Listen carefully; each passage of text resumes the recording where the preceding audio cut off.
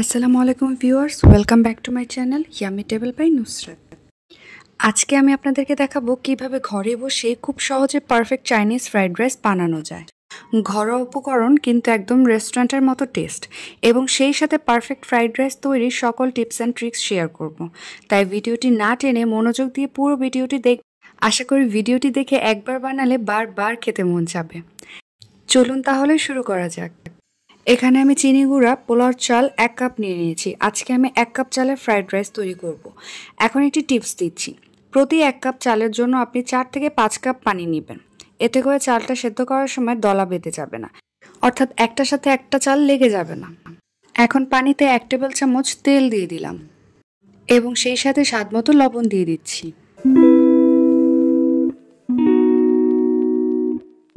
পানিটা ফুটে উঠলে আমি চালগুলো এখানে দিয়ে দিচ্ছি।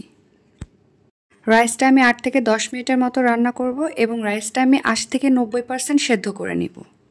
আচ্ছা, রাইসটা 80% সেদ্ধ হয়েছে কিনা কিভাবে বুঝবেন? কিছু চাল আঙ্গুলে নিয়ে একটু টিপে দেখবেন বাহির থেকে একদম ট্রান্সপারেন্ট দেখা যাচ্ছে এবং ভেতরে একটু শাঁসের মতো দেখা যাচ্ছে। তখন বুঝতে হবে আপনার চালটা 80%-এর মতো সেদ্ধ হয়ে গিয়েছে। নর্মালি চাল সেদ্ধ হতে 8 থেকে 10 মিনিটের মতোই লাগে, তবে অনেকের একটু বেশি কম লাগতে পারে, সেটা আপনারা চেক করে অবশ্যই দেখে নেবেন। আচ্ছা, রাইসটা সেদ্ধ হতে হতে একটি টিপস দিয়ে নিচ্ছি। ফ্রাইড রাইস রান্না করার আগের রাতে রাইসটা সেদ্ধ করে নেবেন। সেদ্ধ করে রুম টেম্পারেচারে ঠান্ডা করে তারপর একটি কন্টেইনারের মধ্যে ভরে ফ্রিজে রেখে দেবেন সারা রাত। তারপর দিন আপনি রাইসটা রান্না করবেন, তাহলে দেখবেন ফ্রাইড রাইসটা খুবই পারফেক্ট হয়েছে। কিন্তু যদি আপনাদের হাতে সময় না থাকে, সেক্ষেত্রে 3 থেকে 4 ঘন্টার মতো ফ্রিজে রাখলেও চলবে, তবে সারা রাত রেখে দিলে সেটা একটু রেজাল্টটা ভালো আসে।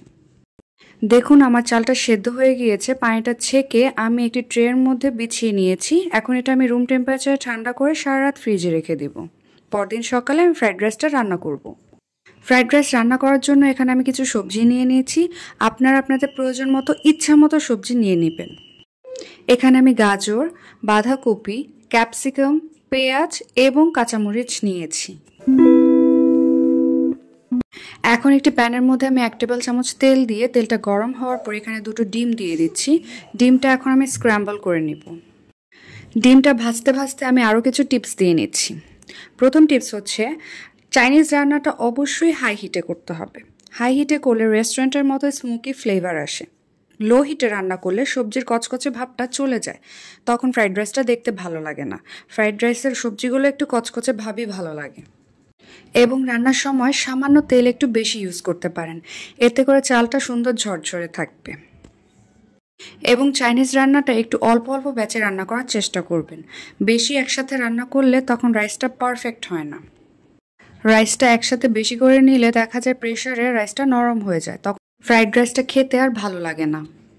কথা বলতে বলতে আমার ডিমটা ভাজা হয়ে গিয়েছে। এখন আমি এগুলোকে তুলে রেখে দিচ্ছি।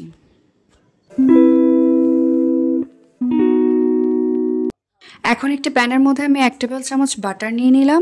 ফ্রাইড রাইসটা বাটার দিয়ে করলে টেস্টটা খুব ভালো আসে। বাটারটা একটু মেল্ট হয়ে আসার পর আমি এখানে রসুনটা আমি এখন বাটারের মধ্যে একটু ফ্রাই করে নিব।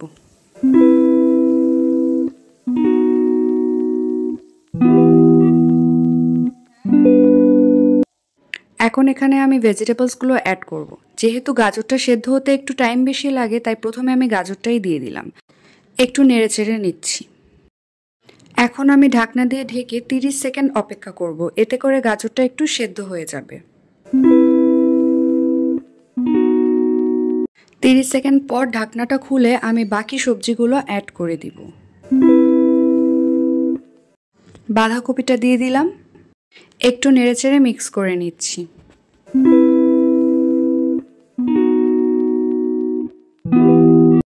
এখন আমি ক্যাপসিকামগুলো দিয়ে দিলাম। আবারও একটু মিক্স করে নিচ্ছি। এখন আমি পেঁয়াজ কুচিগুলো দিয়ে দিলাম।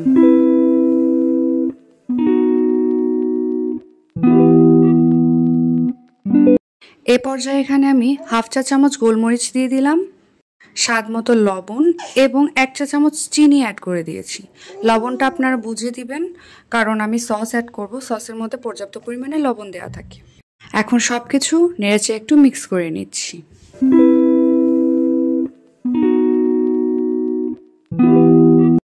এখন ভেজে রাখা ডিমগুলো অ্যাড করে দেব। এখন ডিমগুলো সবজির সাথে নেড়েচেড়ে মিশিয়ে নিচ্ছি।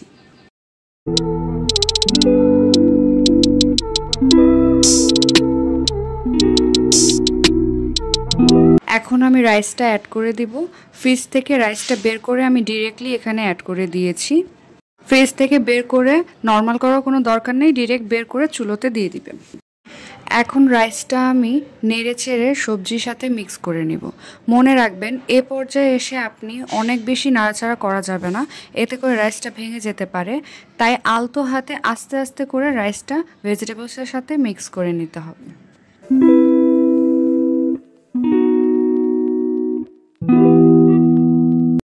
এখন আমি টমেটো সস অ্যাড করে দিব 2 টেবিল চামচ, সেই সাথে 1 চা চামচ সয়া সস অ্যাড করে দিলাম। এখন সসটা রাইসের সাথে ভালো করে মিশিয়ে নিব।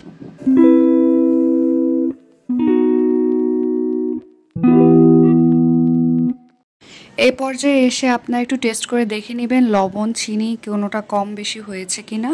এক্ষেত্রে আপনার টেস্ট অনুযায়ী মিক্স করে নেবেন। আরেকটা টিপস দিচ্ছি, সবজি এবং রাইস দুটো একসাথে বেশিক্ষণ ভাজা যাবে না। ভাজলে তখন দেখা যাবে রাইসটা শক্ত হয়ে গিয়েছে, তখন ফ্রাইড রাইসটা খেতে ভালো লাগবে না।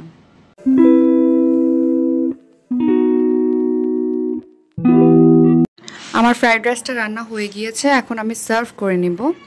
আশা করি রেসিপিটি আপনাদের ভালো লেগেছে, আমি সহজভাবে বোঝাতে পেরেছি। যদি কিছু না বুঝে থাকেন অবশ্যই কমেন্ট করে জানাবেন এবং আমার ভুলগুলো ক্ষমাসুন্দর দৃষ্টিতে দেখবেন। চেষ্টা করেছি সকল টিপস অ্যান্ড ট্রিক্স আপনাদের সাথে শেয়ার করতে। এভাবে একবার হলেও বাসায় ট্রাই করবেন ফ্রাইড রাইস রান্নাটা এবং অবশ্যই কমেন্ট করে জানাবেন কেমন হয়েছে। আজ এ পর্যন্তই। Thanks for watching. Allah Hafiz.